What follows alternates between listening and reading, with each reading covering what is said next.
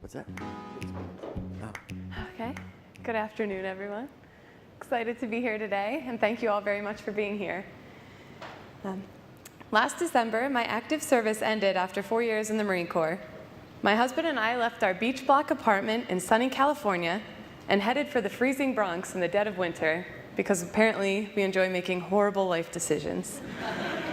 We hit the ground running, and by January found an apartment and began school full-time.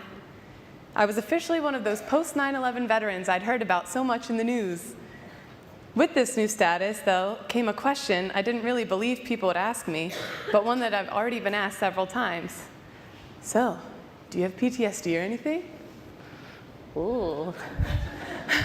I realize that people don't mean to offend, but that question calls attention to what I feel is the biggest challenge for this generation of veterans as we re-enter the civilian world. And that is the disconnect between veterans and the civilian population. Generally, what most people think they know about veterans, they get from the news. And I'm sure we all know that's not always the most reliable source. Adding to the issue, less than 1% of the adult population serves in the military today, so most people simply don't know a veteran firsthand. But even for those who do know them, our family and friends, there can be a disconnect. I experienced that when I came home from my first deployment. I had been attached to a unit in a small village in Marj, Afghanistan. It was an amazing experience and a rare look into another culture with beautiful and generous people. But it was also a violent and desperately poor area.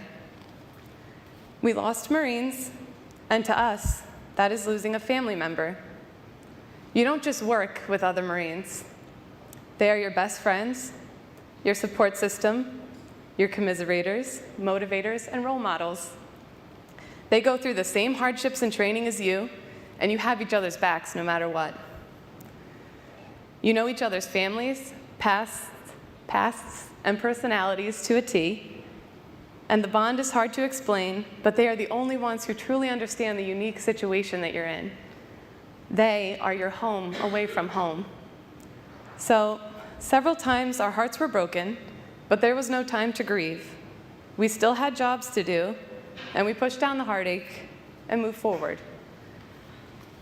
By October, my deployment ended, and I went home on leave that Christmas, and life seemed completely normal there.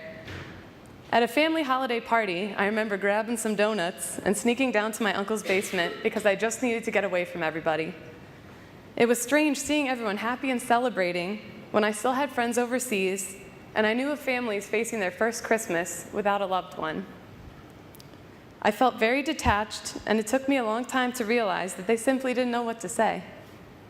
They were waiting for me to make the first move, but I was afraid of seeming like that weird veteran who harped about the war. So I kept quiet and chose to be the weird veteran who ate donuts alone in my uncle's basement instead. It wasn't until this summer at a family reunion, actually, that some of my cousins asked me about my experiences overseas.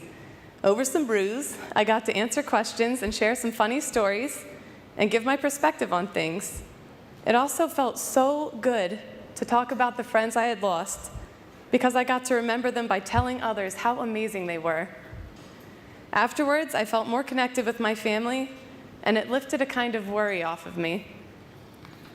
So for me, one solution is finding more outlets for veterans to share their stories with each other, with our families, and with the public. We need to create simple social outlets for interacting. We need access to networks that help us make connections to training for helping us to share our stories.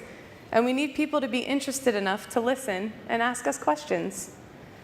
An awesome viral campaign to make people open their eyes to the positive impacts veterans are having on their communities would rock, because veterans have important things to share that you might not get from the news.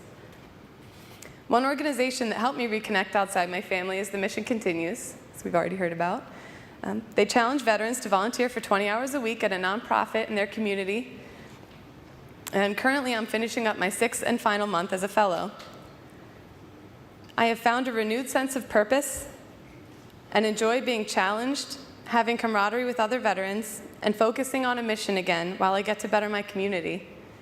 It has given me multiple opportunities to share my thoughts and experiences, and has helped me close the gap between civilians and veterans by allowing me to shake off the narrow, media-generated idea of what a post-9/11 veteran is. Veterans have so many great things to offer, and I believe reconnecting with the American population is an important step in making the transition smoother and creating a positive impact for everyone. Thank you so much for your time, and I look forward to seeing the amazing things that come from Peace Conference 2013. Thank you.